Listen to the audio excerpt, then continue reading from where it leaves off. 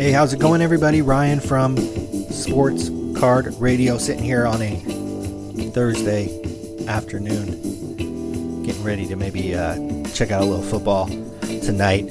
Believe it or not, San Francisco Giants have a day off. They have the worst record in the league, but still been watching them throughout most of the season, so I might check in on the Texans, Bengals tonight. Thought I'd cut out a quick podcast before all that started, and a little bit of a lighter workload this week for myself, so that's always good. Get time to do some other things and enjoy some of the late summer weather going on out here in California. But several topics on today's show. None of them will take up a whole lot of time, but all hobby related. Why don't I run down those for you? We're going to be talking quickly. Just noticed before I got on to record this, Panini, we talked about, it was either the last episode or the episode before, about Panini First. They were pre-selling some boxes before you could get them from a distributor or blowout or the hacked websites or the secret underground breaker sites. Well, they sold their first product, and wow. You know, we do a lot of criticizing about Panini on this show and certainly on the website, but when they do something right,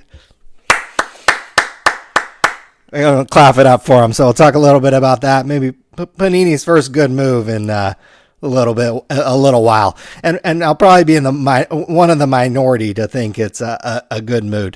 A good move there by Panini. Got a couple hobby related business ideas. Was seeing, just the same thing over and over and over a lot of times with people trying to start up kind of businesses or kind of things in the hobby. A lot of it centered around, I'm going to start breaking, or I'm going to, there's really not a whole lot of creativity. So I thought of a couple different ideas. One is old school. One is definitely new school. The old school idea would definitely be 100 times easier to pull off. But the new school idea might even be already worked on, and I'll talk a little bit about that. But two hobby-related business ideas, I'll go briefly over those. I want to mention a nice little blog post that somebody had that I saw that was out there. We'll give them a little shout, and I'll direct you to how you can check that out.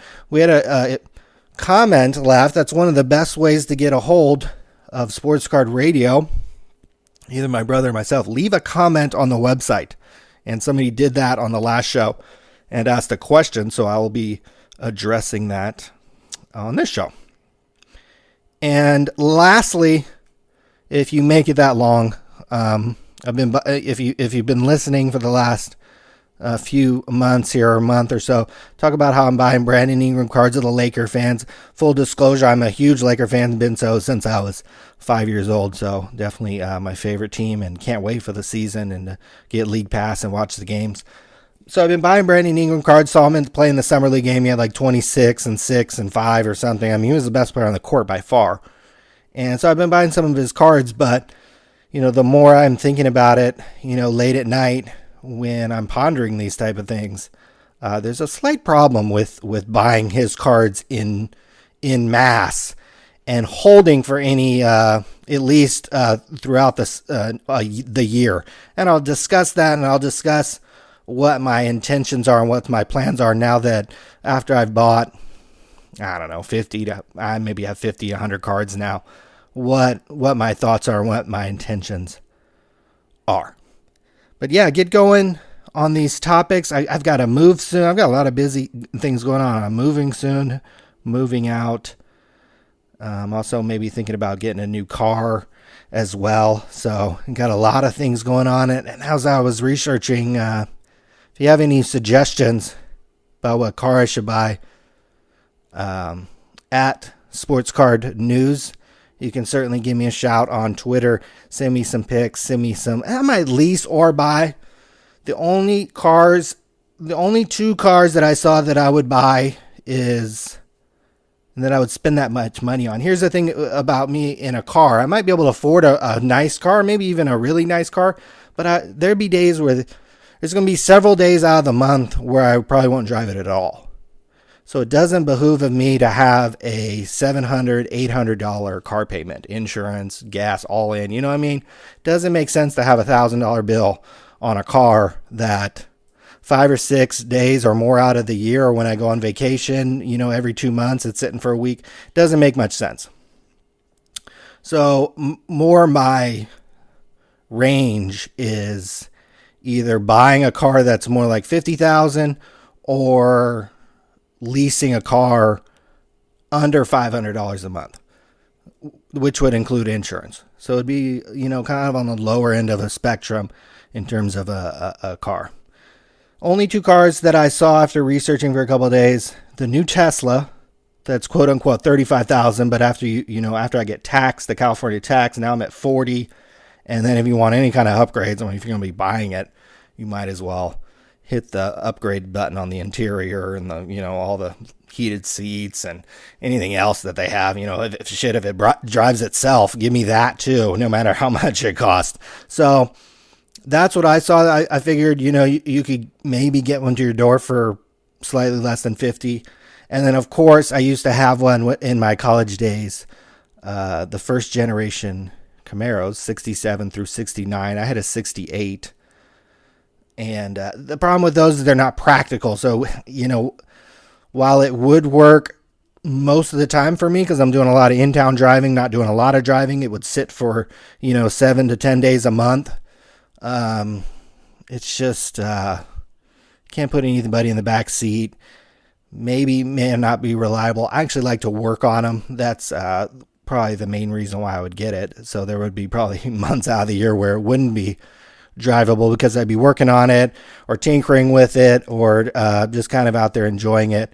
I would also need if I move, I would need a adequate garage. Certainly not something you'd want to sit outside and, let the weather, even the extremely mild weather, certainly wouldn't want, I just feel bad if it was rain and the thing was sitting out there. So those are the only 2 things I saw that were even a viable option. I was looking at certified used BMWs. I'm not opposed to maybe buying a used car, but certainly doesn't get my dick wet unless it's a, 67 or 68 or 69 Camaro. What the hell would I want a used car for? So kicking around those ideas.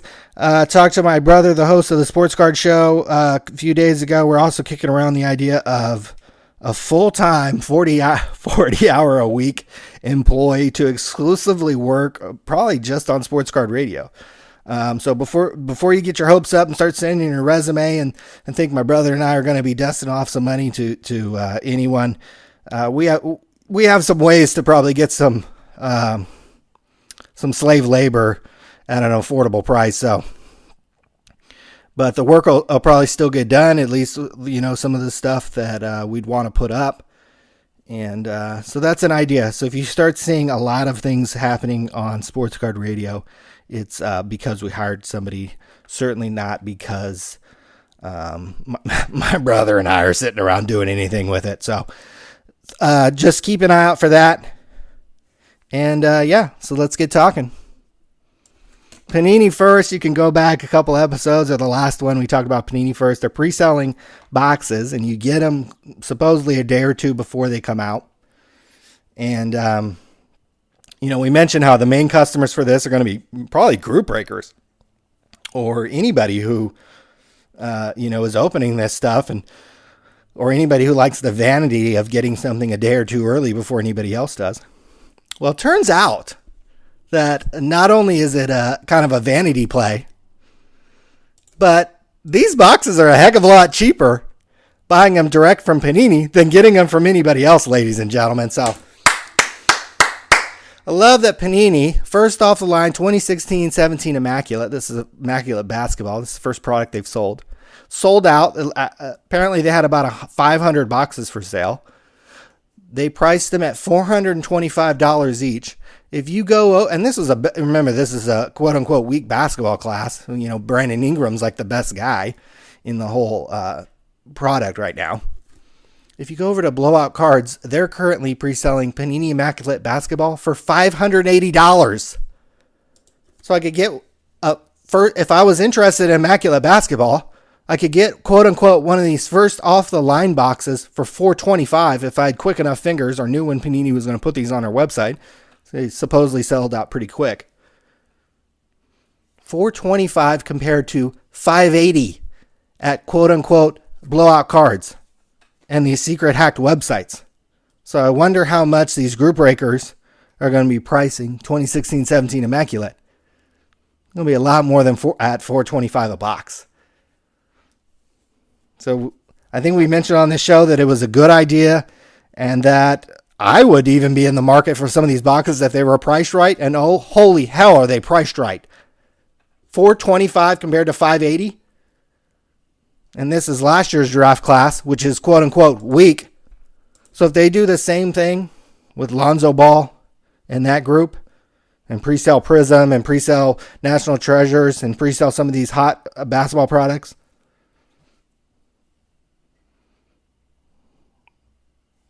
you got a pretty hot rookie class coming in. You got Fultz. You got Ball. You got Tatum. You got Dennis Smith. You got the kid on the Kings that people like out here. Got a whole host of people. You have the second, Kuzma, the second Lakers pick, who's going to be priced like a lottery pick. People are going to be shocked when they see the price of his cards coming out of the gate. People are going to be shocked probably by Lonzo Ball prices because they don't realize the depth and the richness of the Laker fan base. So kudos to Panini. They started this thing. They're selling these boxes direct. They're undercutting Blowout. They're undercutting Group Breakers. They're undercutting the distributor. Bet you can't. I should look it up, but I bet you can't even get what can you get a Panini for, Immaculate box for right now? It's probably about the wholesale price. They're literally wholesaling these boxes out. They should just sell the whole fucking product that way. Cut all these fucking idiots out. You guys are replaceable. We've mentioned that on many of these shows. You deserve nothing. Nothing. You provide little to no value for Panini. One, because you'll fucking sell Topps product the next day or Leaf product the next day. Or talk shit on them the next day.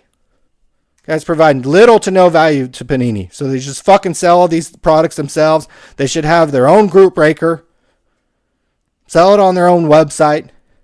You dorks, you molesters and fondlers will fucking buy cards if it has fake auto-penned autograph, if it has Mitchell and S fake fucking patches, if it has a fucking hat they put on. They didn't even put it on. They just touched it to their head. That's what they do at the NFL Premier, guys.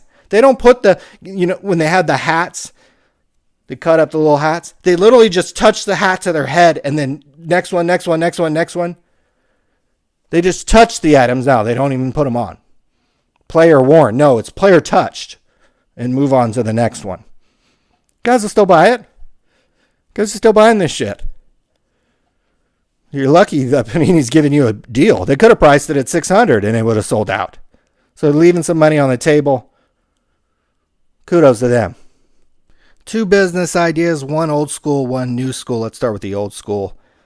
I used to get, this is way back when I was a kid, when I was in high school actually, I would get this old wrestling flyer in the mail, and maybe it's still around, maybe it's not, but it would come and it would have the best interviews of these wrestlers, and it wasn't like the wrestlers were out of character. They were talking, about kind of the day-to-day grind of traveling between shows and doing all this stuff, and it was just a great kind of newsletter. I know it was really inexpensive. It was definitely low budget. It couldn't have been more than, back in those days, 15 to 25 cents to ship it out. But it was a great little flyer. And as I was in Barnes & Noble, that a bookstore even still exists here, I was looking at the Beckett magazine or whatever, and it's pretty well put together. And there might have been, I didn't have time to sit through the articles, but they might have been good.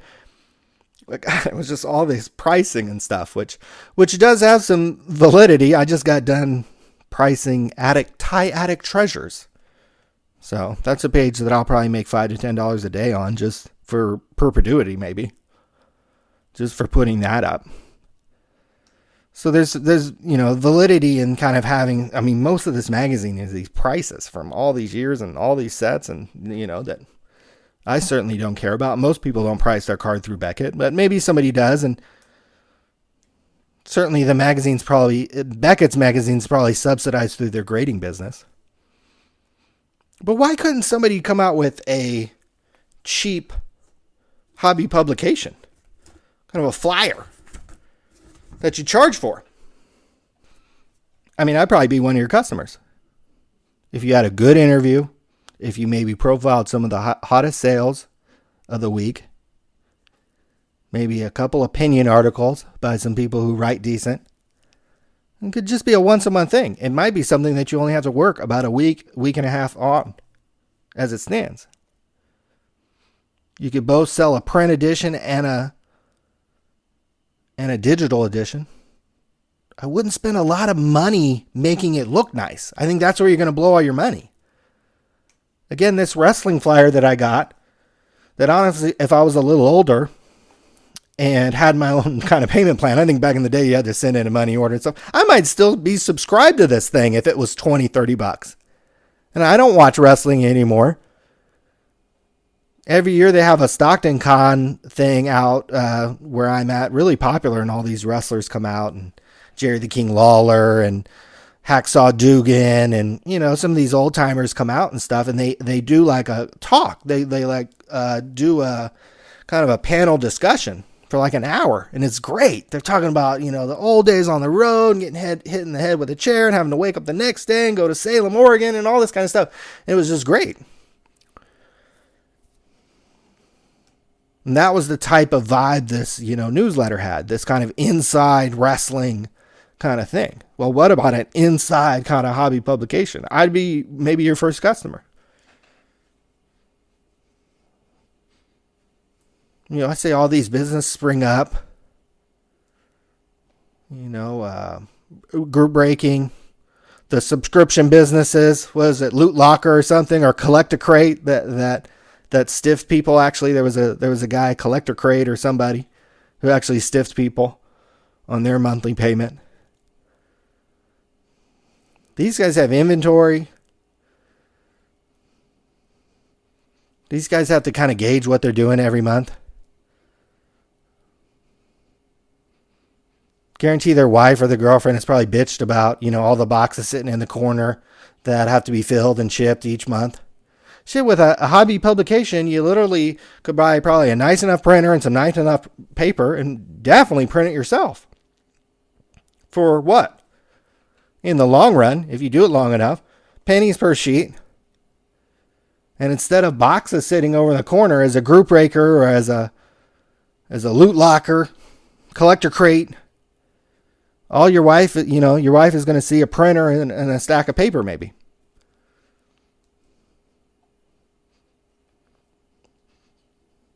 Couple ways to monetize it, obviously through subscription. Maybe you charge $25 for a year. It's $2 per thing. Again, you're going to have to figure out, one, your time, and then two, how much it costs you to physically make this thing and mail it out, and then definitely do a digital copy.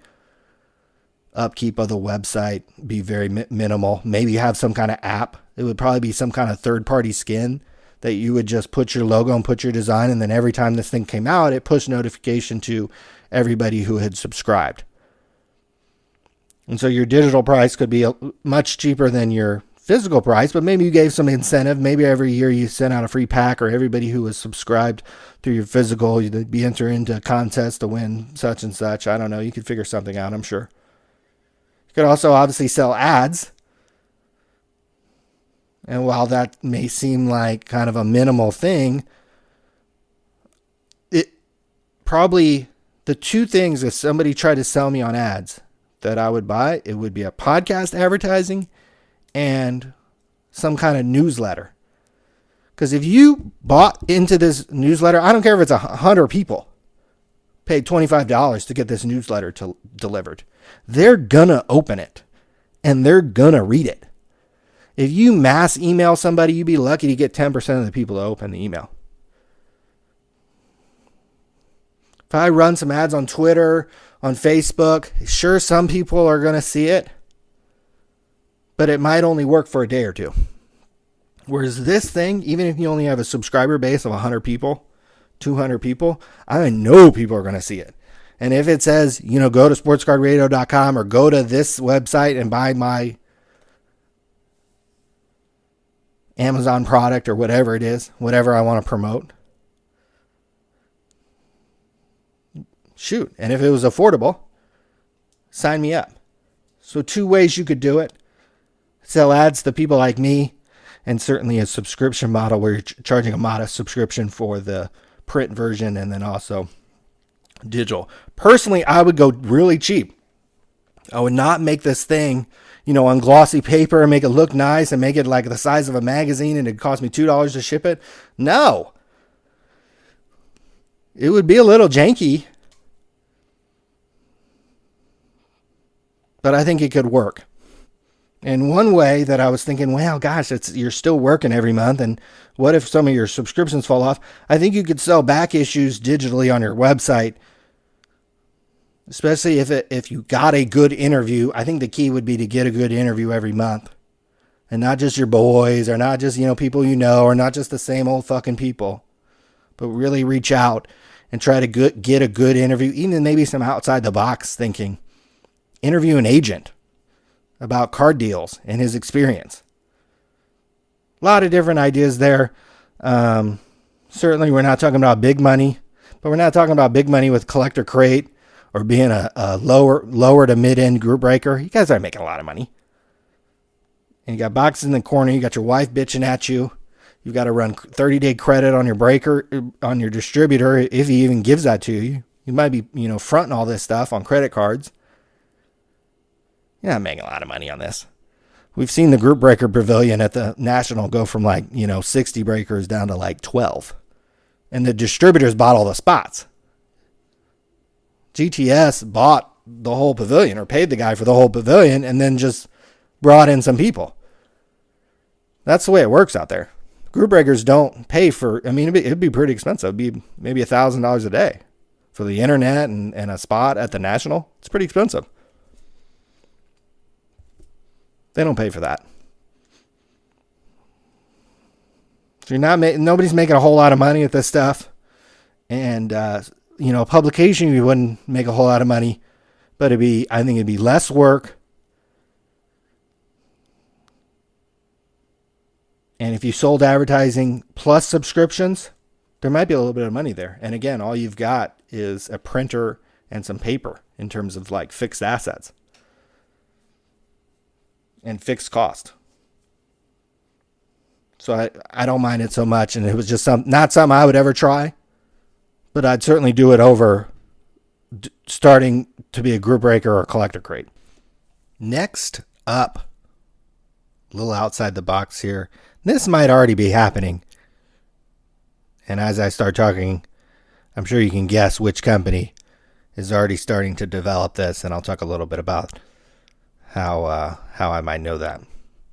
Anyways, iPhone 10 coming out. It's got this facial recognition shit. I think there's some Samsung phones that probably already do that. And, this is available. And sometimes, stuff, offices with sensitive stuff or medical, they'll at least have the fingerprint entry. But some of these places, they'll have an eyeball retina entry and all this kind of stuff. Image recognition.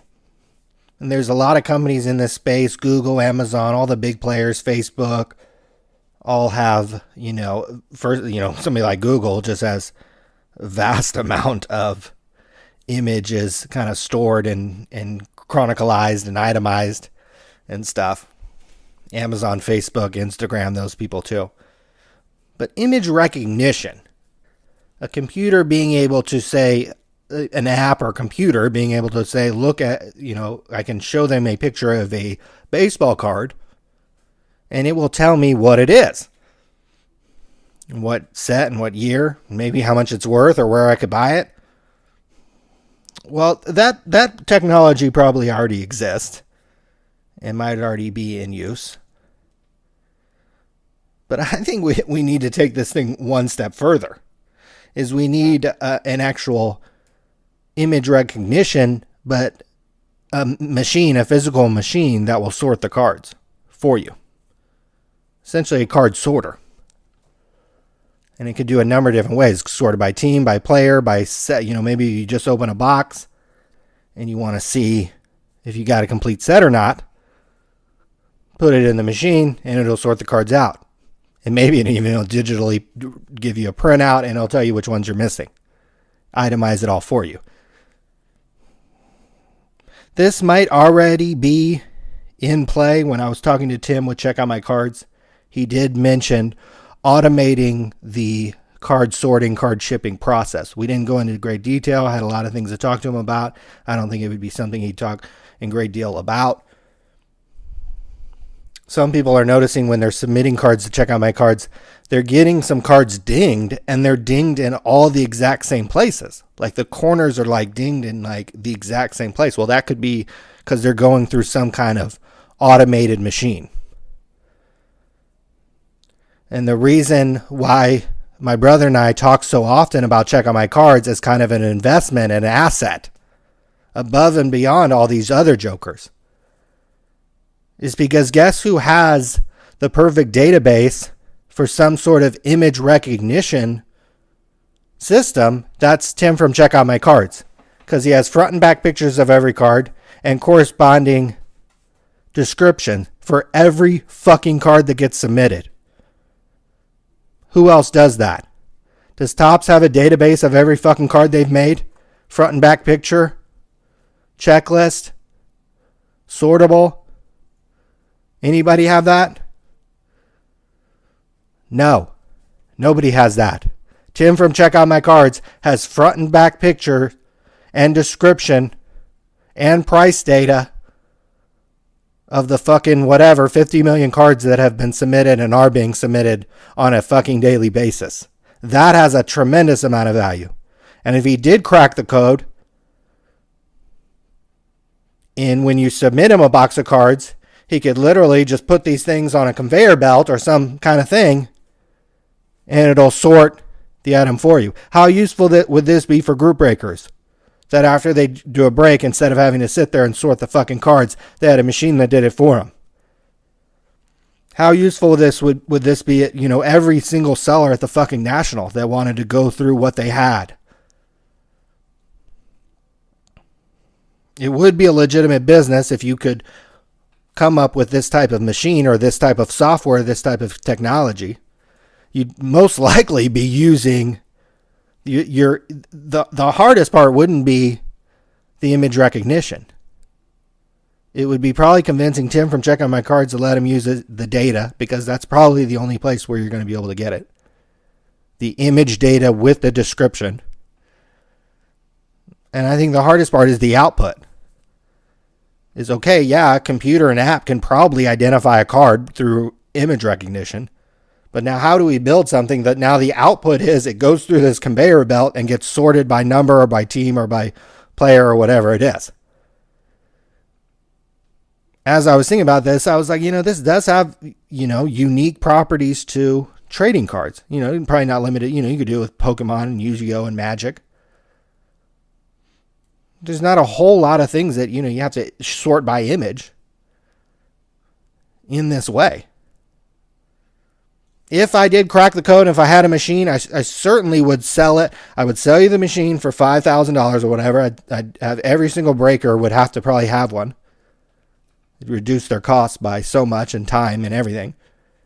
But I would make sure that, if you were smart enough to invent this, then you would be smart enough to make sure that you charged an ongoing monthly or kind of annual subscription service quote upgrade, so that every time you're using Google's API or something, or however you're doing your image recognition, the group breaker doesn't know that, the card sorter doesn't know that, the person who buys this doesn't know that.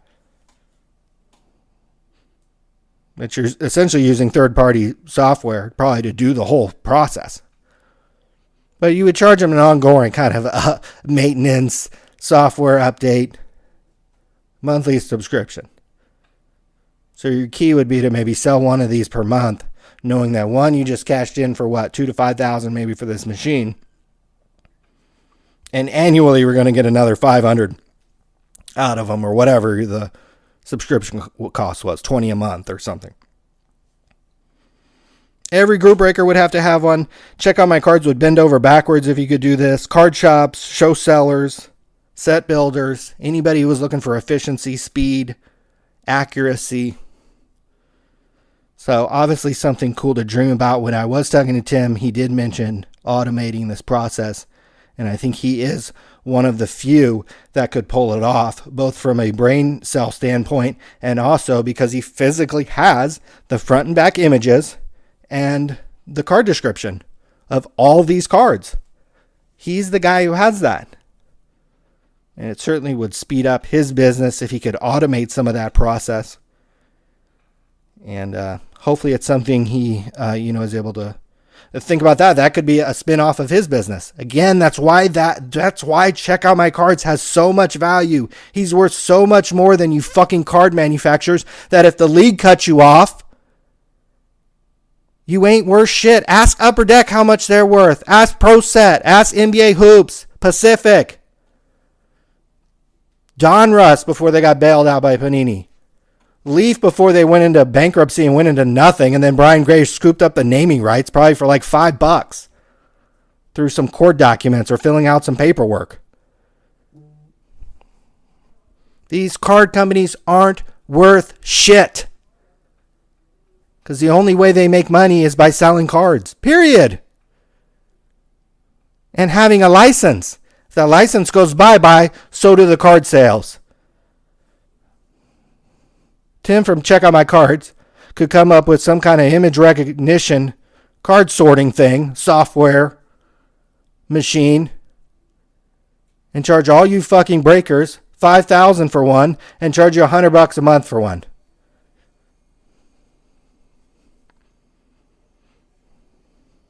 That's why that business has value. Because he has data.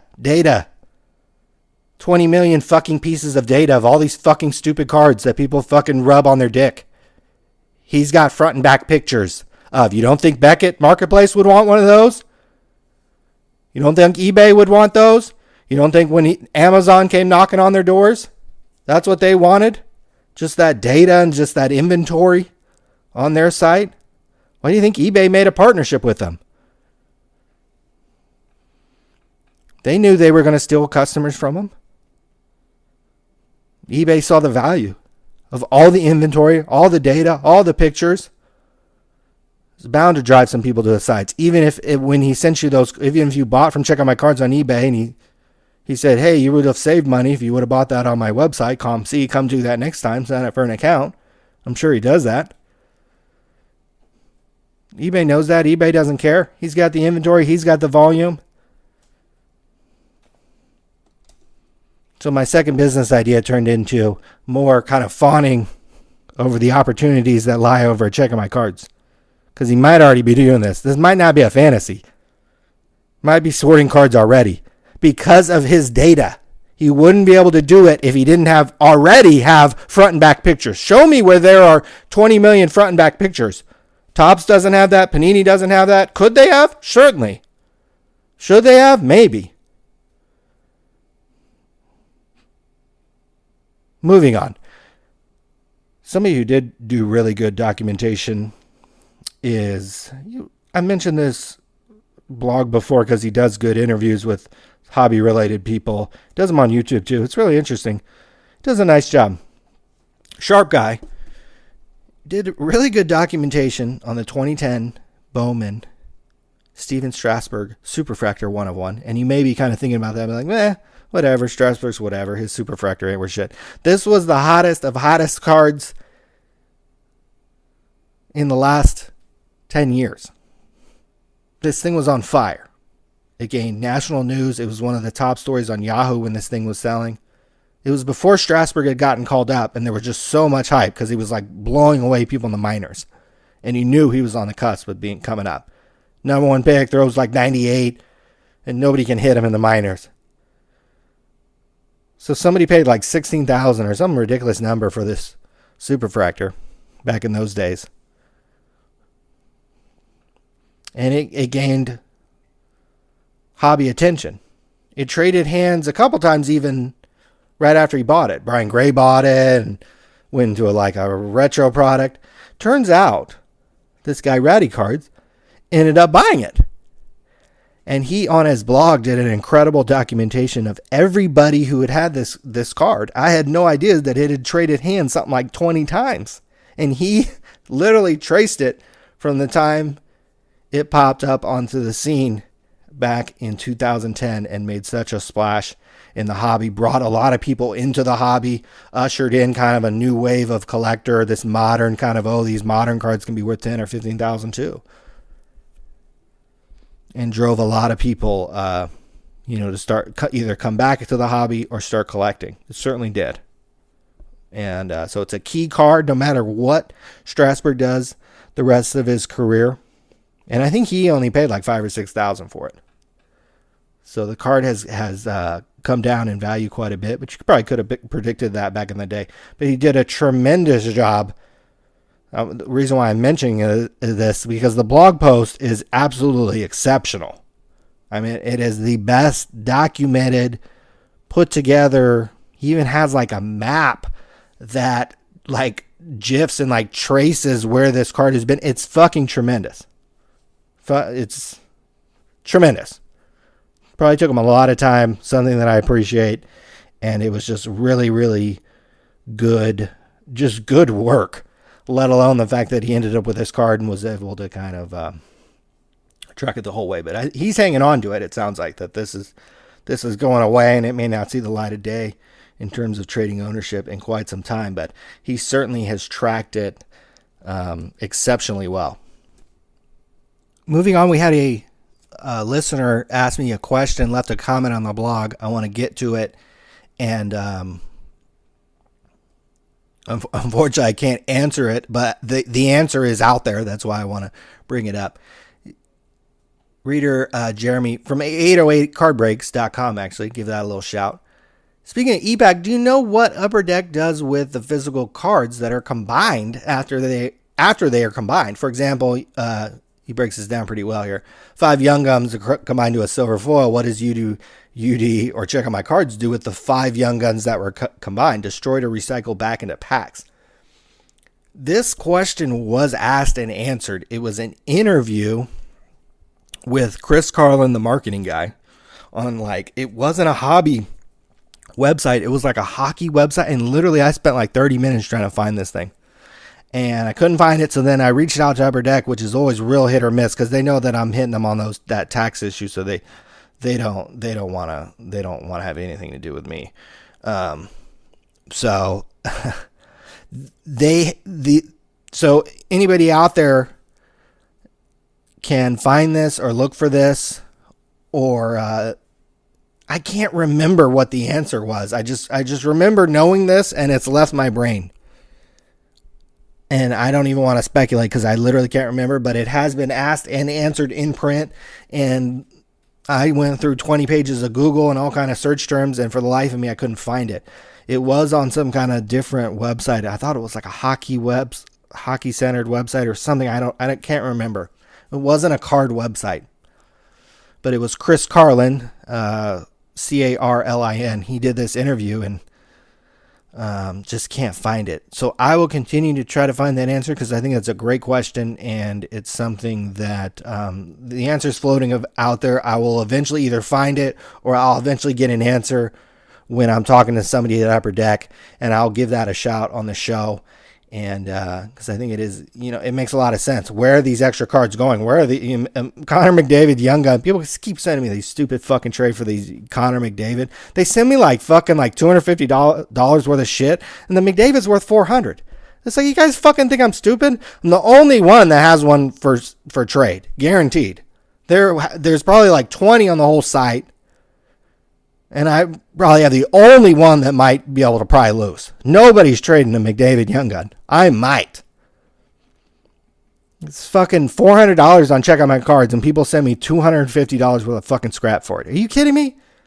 God, I just want to fucking hit the block on that. So, little ePack rant there. But, Jeremy, I will continue to try to hunt down this answer. And but if anybody out there can find this, because it is out there in print. Let me know, and then I'll talk about it on the show. Lastly, I have been talking about Brandon Ingram, buying Brandon Ingram, but as I was sitting up late the other night, I was like, you know what? There's probably a slim possibility, or even maybe a decent possibility, that the Lakers are going to sign LeBron James and Paul George next summer. There's a pretty good possibility of George, and I think there's a decent possibility of James. And I was thinking to myself, well, where does this one leave the Lakers, and where does it two leave Brandon Ingram? I think if I was the Lakers and Paul George and LeBron James sign with me, and I have this young hotshot point guard kid who hopefully plays well. It's probably one of the reasons why they would sign, that they saw flashes, at least during the regular season, this kid was going to be good. Where does this leave Ingram, who plays the same position essentially as James and George? And I think if I'm the Lakers and I get Paul George and LeBron James, I'm instantly trading Brandon Ingram for assets to build around my potential championship team to contend with the Warriors. Who knows how the Warriors will look? They'll get old real quick, trust me. Somebody will crack the Warriors code and people will be like, wow, the Warriors suck now. Trust me, it'll happen. I've seen it happen with the Lakers when they used to be good. We've seen this happen with championship teams. Eventually the code gets cracked and you're not good anymore. And that could happen sooner rather than later.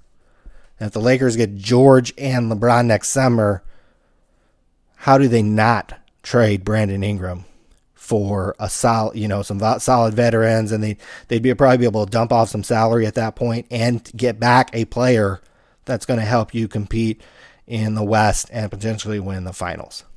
Whereas a lineup with Ingram, George, and LeBron may sound fun and may sound like, well, just play them all together. Doesn't really work that way. Somebody like Draymond Green really works, because Draymond Green can literally guard some of the bigger players in the league. Some of the really big guys in the league. Whereas LeBron James could probably do that. Out of George, Ingram, and LeBron's best fit to guard kind of a bigger guy. Maybe potentially in the post. Like, for instance, if you're playing San Antonio and they have Gasol and LaMarcus Aldridge on the court, who's guarding either of them? Is Paul George guarding Aldridge or Gasol? No. Is Brandon Ingram guarding Gasol or Aldridge? No, that doesn't make sense. LeBron could probably guard either one of them, but I couldn't imagine asking one of the top 3 or 4 greatest players in the league to come to my team to guard centers and power forwards. And that's just one example, the San Antonio example. It just creates a situation where you probably do and Ingram would have more value than Lonzo Ball, even if Lonzo Ball won Rookie of the Year. And you may think that's crazy.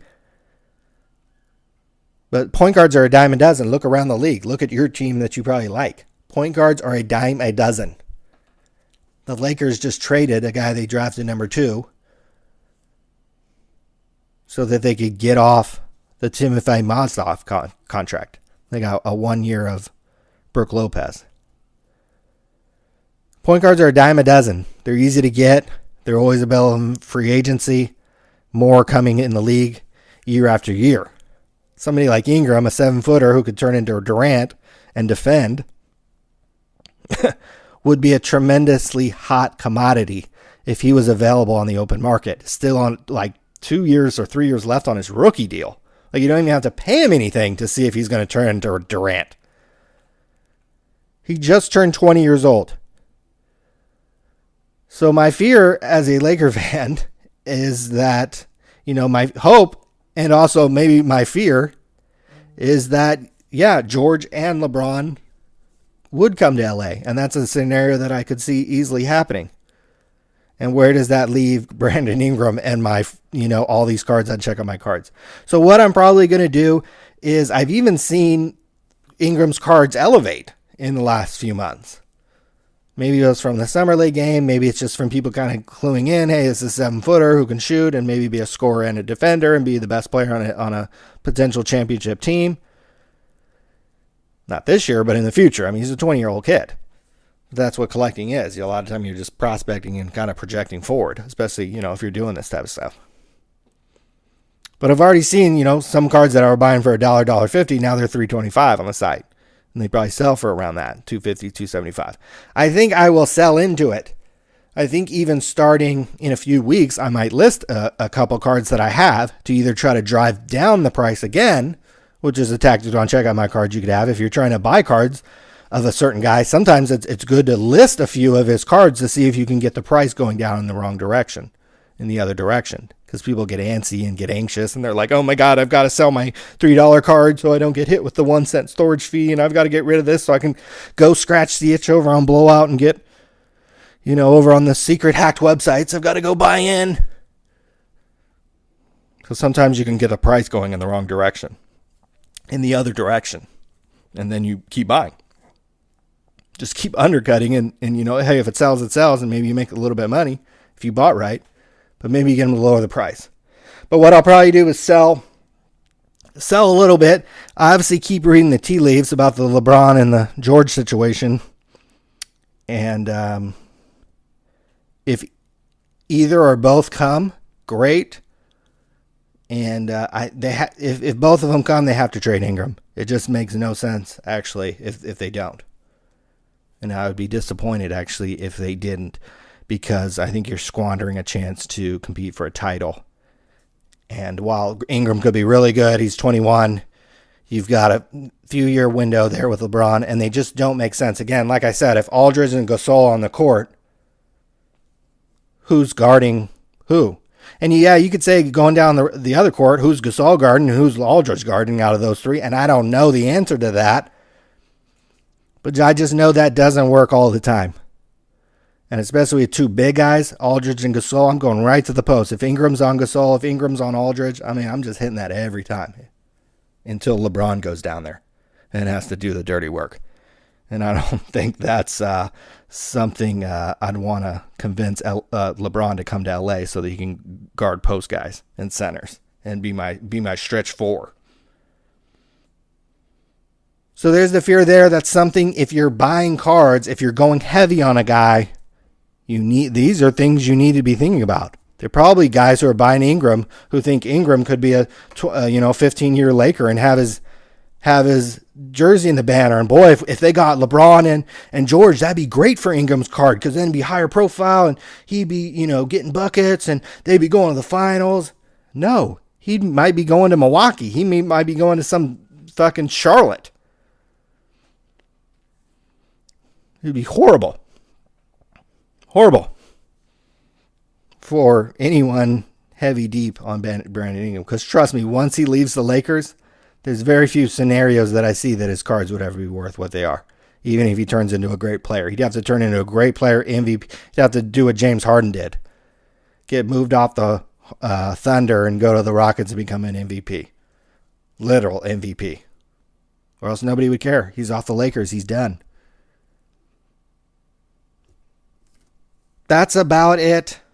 Hope everybody's doing well. And hopefully any packs or cards that you're opening, you're rubbing them on your dick and you're getting something good.